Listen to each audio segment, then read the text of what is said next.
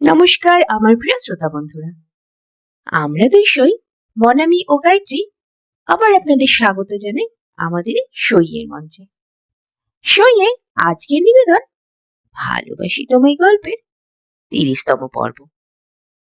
আমাদের গল্পটি কেমন লাগছে তা কমেন্ট সেকশনে লিখে জানান প্লিজ। আপনাদের একটিমাত্র কমেন্ট আমাদের আরো এগিয়ে নিয়ে যেতে উৎসাহিত করবে। আমাদের গল্পটি ভালো লাগলে লাইক, কমেন্ট ও শেয়ার করুন। সবশেষে বেল আইকনটিও প্রেস করুন। আর হ্যাঁ, সইকে সাবস্ক্রাইব করতে ভুলবেন না যেন। সঙ্গে থাকুন।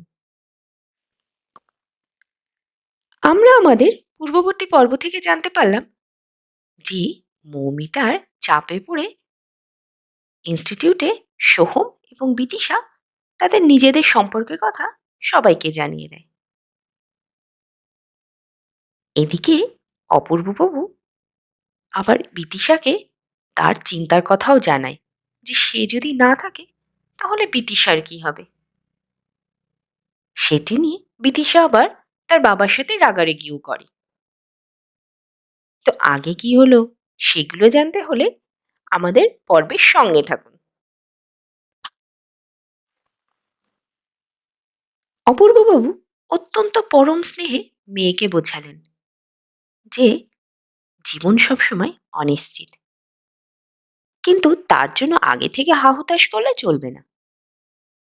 সবসময় নিজেকে শক্ত রাখতে হবে, কারণ জীবনের একটা সময় পর্যন্ত বাবা মা সাথে থাকেন, তারপর একাই চলতে হয়।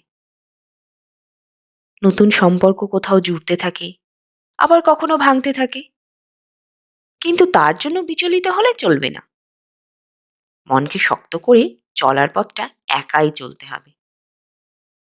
তাই বিদিশাকে শক্ত হতে হবে অনেক, যে কোনো পরিস্থিতিতে মোকাবেলা করার মতো ক্ষমতা আনতে হবে। তবেই না জীবনের আসল মজা। যার জীবনে চ্যালেঞ্জ নেই, দুঃখ নেই, তার জীবন জীবন নাকি? এতটুকু বুঝিয়ে অপূর্ববাবু চুপ করে গেলেন। মেয়েকে বোঝালেন ঠিকই, কিন্তু তিনি নিজেও কেমন যেন ভেঙে গেলেন। মন থেকে জোরটা যেন আর পাচ্ছেন না। অপূর্ববাবুর মন কেন যেন কুকাইছে। মনে হচ্ছে ভীষণ খারাপ কিছু হতে চলেছে। তবুও আবার মেয়েকে বললেন যে আমি চাই তোর মা ব্যবসাটা বুঝুক। তুই এখন বড় হয়ে গিয়েছিস, নিজের জগৎ নিয়ে ব্যস্ত। আমরা এখন ঝাড়া হাত পা, দুজন একসাথে যাব, একসাথে আসব। তোর মায়েরও একটু ভালো লাগবে, আমারও ভালো লাগবে। বিদিশার বাবার বুকে মাথা রেখে চিন্তা করলো, সত্যি তো, আমি সারাদিন তো সময়ই পাই না। যদি ওরা ওদের মতো করে ব্যস্ত থাকে, থাক না। বিদিশা চোখ মুছতে মুছতে উঠে বলল, ঠিক আছে, যদি তোমরা এরকম চাও তবে ঠিকই আছে, কিন্তু আর এমন কথা বলবে না। আমার শুনতে ভালো লাগে না গো বাবা। অপূর্ববাবু বিদিশার চোখ মুছিয়ে দিয়ে গাল দুটো টিপে দিয়ে বললেন, পাগলি মেয়ে আমার, এভাবে কাঁদে নাকি? বলতে বলতে ঘরে চলে গেলেন। খারাপ লাগছে মনটা, একটু একা থাকতে চান। বিদিশা কিছুক্ষণ থম মেরে বসে থাকলো, তারপর সেও নিজের ঘরে চলে গেল। বাবার কথাগুলো যত মনে পড়ছে তত মন খারাপ লাগছে। কি করা যায় ভাবতে ভাবতে সোহমকে ফোন করলো বিদিশা। সোহম বাথরুম থেকে ফ্রেশ হয়ে বেরোতেই দেখলো বিদিশা ফোন করে যাচ্ছে। হাতটা মুছে ফোনটা ধরতেই বিদিশা বলল, কি করছো? এই তো ফ্রেশ হলাম। এতক্ষণে? হেসে ফেলল সোহম, বলল, ধুর, একা একা কি করব বলো, এই ঘুমিয়ে পড়েছিলাম। বলো কি? কে ডেকে ওঠালো? ওই যে খাবার দিতে এসেছে। ও, আমি তো ভাবলাম তুমি রান্না করে খাও। উফ, বলিহারি কি প্রেমিকা আমার, আমার কত খোঁজ রাখে। জানবো জানবো, দেখবে ধীরে ধীরে সব জেনে যাব। আচ্ছা সোহম, তোর মা বাবা আসেন না তোমার কাছে? সোহম কথা বলতে বলতে টিফিন ক্যারিয়ার খুলছিল। বিদিশার কথায় থমকে গেল, চুপ করে রইল। বিদিশা আবার জিজ্ঞাসা করল, কই, কিছু বলছো না কেন? সোহম একটু ধাতস্থ হয়ে টিফিন বক্স আবার খুলতে খুলতে জবাব দিল, আমার মা নেই বিদিশা। একটু আঁতকে উঠল বিদিশা, বলল, নেই মানে কি? নেই মানে মারা গেছেন। কবে? যখন আমার 10 বছর বয়স। আর বাবা? খাবারগুলো থালায় বাড়তে বাড়তে বলল, আমার বাবা থাকতেও নেই বিদিশা। এ আবার কেমন কথা, থাকতেও নেই? তুমি এত অবাক হয়ে যাচ্ছ কেন? এটাই আমার জীবন। উনি আসেন না তোমার কাছে? কে, আমার বাবা? হ্যাঁ, এই তো বছর তিনেক আগে আমাদের দেখা হলো। আবার যেদিন আমার বাবার আমার কথা মনে পড়বে যে কোনো একটা ছেলে আছে, সেদিন আবার আসবেন, বলেই হাসতে শুরু করলো। বিদিশার খারাপ মন আরো খারাপ হয়ে গেল। ভাবলো, বাবার এইটুকু কথায় আমার কেমন লাগছে, আর ও কিভাবে সহ্য করে। চুপ করে আছে বিদিশা। সোহম ডাকলো, হ্যাঁ বিদিশা, চুপ করে গেলে কেন? ঘাবড়ে গেলে নাকি? না না না, ঠিক আছি। তো চুপ হয়ে গেলে কেন? কিছু চিন্তা করে বিদিশা বলল, আচ্ছা, আরেকটা কথা জিজ্ঞাসা করব, রাগ করবে না তো? কি বলো না? বলছি, উনি কি আবার বিয়ে করেছেন? কে, বাবা? হ্যাঁ। শুনে সোহম হো হো করে হেসে উঠল, বলল, আরে না না, আমার বাবা এই হরিদ্বারের এক আশ্রমে থাকেন। আসলে মা ছিল আমাদের মাঝে সুতোটা, আর আমরা ছিলাম পুঁথি। তা সুতোটা ছিঁড়ে গেলে কি হয়, সেই অবস্থা আমাদের। আমি শিলিগুড়ি আর বাবা হরিদ্বার। আচ্ছা ছাড়ো এসব, ডিনার করবে নাকি? সোহমের কথা শেষ না হতেই অরুণা দেবী এসে ডেকে গেলেন খাবার জন্য। সোহম বলল, বিদিশা, যাও যাও খেয়ে নাও। আমি কিন্তু কথা বলতে বলতে দিব্যি খেয়ে নিলাম। এ, কি বলছো? আমি তো বুঝতেই পারলাম না। একটু হেসে সোহম বলল, রোজ রোজ একা খাই, স্বাদ পাই না। আজ তোমার সাথে বসে খেলাম মনে হলো, খাবারটা একটু বেশ স্বাদই লাগলো। তাই? তবে প্রতিদিনই সঙ্গ দেব তোমায়। তাহলে তো খুব ভালো হয়। তারপরে না হয় ঘুমটাও পাড়িয়ে দিও। আবার কিছু একটা চিন্তা করলো বিদিশা, তারপর বলল, আচ্ছা, আমি পাশে থাকলে তোমার ঘুম আসবে? কেন আসবে না? একটু তোমার সাথে ব্যায়াম করে নেব, তবেই চলে আসবে।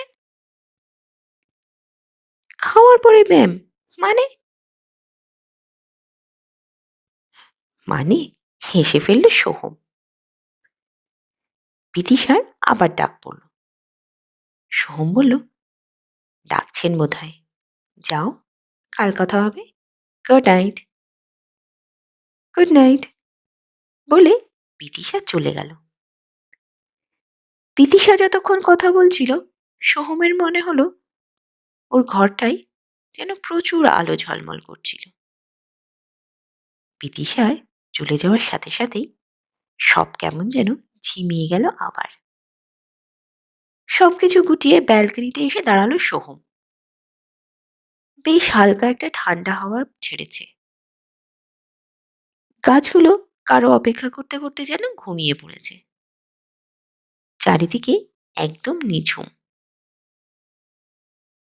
দোলনাটায় আজ বসলো সোহম, ভাবতে লাগলো সারাদিনের ঘটে যাওয়া গল্পগুলো। বিদিশার সাথে কাটানো সময়গুলো, ওর কথাগুলো। সত্যি বিদিশার মধ্যে অদ্ভুত কেমন যেন একটা বাচ্চামো আছে, আর এটাই ওর সবচেয়ে বড় সৌন্দর্য। মনে হয় আগলে রাখি সব সময়। ওর চাঞ্চল্য, ওর বাচ্চামো, ওর অভিমান, সবকিছুতে অদ্ভুত একটা আনন্দ অনুভব হয়। মনে হয় প্রাণ ভরে বাঁচি আর সমস্ত প্রাণশক্তি দিয়ে আগলে রাখি। একটা দীর্ঘশ্বাস ফেলে উঠে দাঁড়ালো সোহম।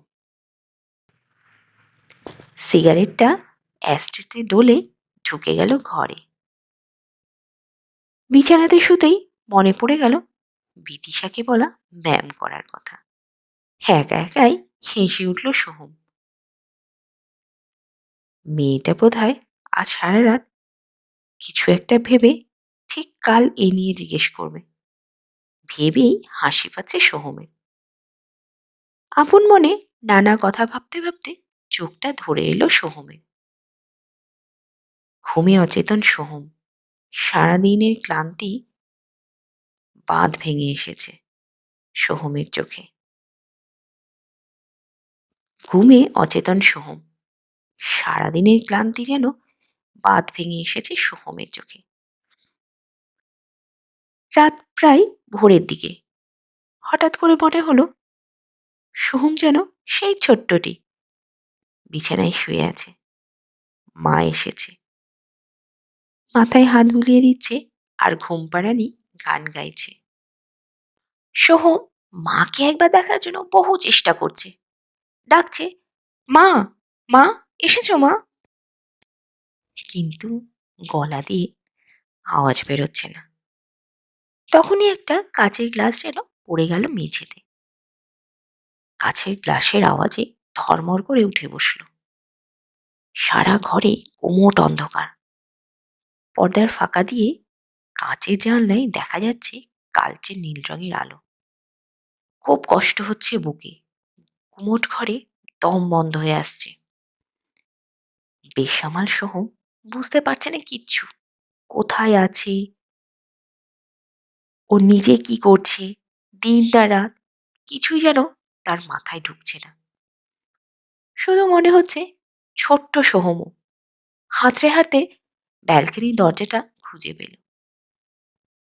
কোনো রকমে খুলে ব্যালকনির এক কোনায় গিয়ে বসল। ঠিক যেমন মায়ের শেষ যাত্রার দিন মাকে নিয়ে যাওয়ার সময় ভয়ে আতঙ্কে ঘরের এক কোনায় লুকিয়েছিল। কিচ্ছু মাথায় আসছে না।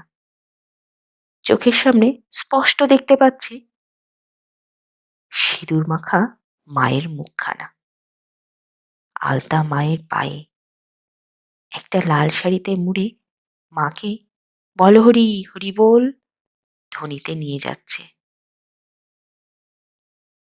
সোহম দোকানে হাত দিয়ে চেপে ধরে আছে। কেউ যেন জোর করে কোলে তুলে নিয়ে গেল সোহমকে। দাও দাও করে জ্বলছে মা, সোহমের হাতুড়ির মা। চোখ বন্ধ করে ব্যালকনির কোনায় নিজেকে দুমড়ে মুচড়ে লুকিয়ে রেখে কেঁদে চলেছে সোহম, অসহায়ের মতো। কতক্ষণ কেটেছে জানে না সোহম। ঘুমিয়ে পড়েছে ওখানেই। সূর্যের আলোর কড়া রশ্মির অসহ্যতায় ঘুম ভাঙল সোহমের। নিজেকে ওভাবে পেয়ে উদাস চোখে অনেকক্ষণ তাকিয়ে রইল রাস্তার দিকে। মাকে আজও ভুলতে পারেনি সোহম। মায়ের ছোঁয়া, মায়ের গন্ধ যেন এখনো পায়। যেখানে মা ছেড়ে চলে গিয়েছিল সেখানেই যেন রয়ে গেছে। সময় বয়ে গেছে, কিন্তু সোহম আজও রয়ে গেছে মায়ের জন্য অপেক্ষমান। সোহমের অজান্তেই গড়িয়ে পড়ছে চোখের জল। এখনো কান্না আসে, ভিজিয়ে যায় বুক। কিন্তু সোহম এখনো হিসাব মেলাতে পারে না যে বাচ্চাটিকে তার মা আদর করে নিজের হাতে ভাত মাখিয়ে খাইয়ে সারা মুখে আদরের চুম্বন দিয়ে স্কুলে পাঠালো, কিছুক্ষণের মধ্যে এমন কি হলো ছেকে তাকে তার প্রাণটাই দিয়ে দিতে হলো? তার প্রিয় ছেলের মায়া ত্যাগ করে পৃথিবী ছাড়তে হলো। একটা হাসি খুশিতে ভরা সংসার কিভাবে শ্মশান হয়ে গেল? উত্তর নেই, সবই প্রশ্ন হয়ে রয়ে গেল।